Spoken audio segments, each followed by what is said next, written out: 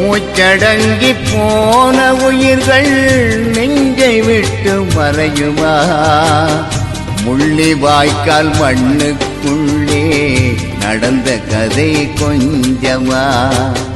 எப்படித்தான் மறப்பது? நாங்கள் எதைத்தான் மறப்பது? எரிகுண்டு தணலாயுடல்கள் எரிந்து சாம்பலானது.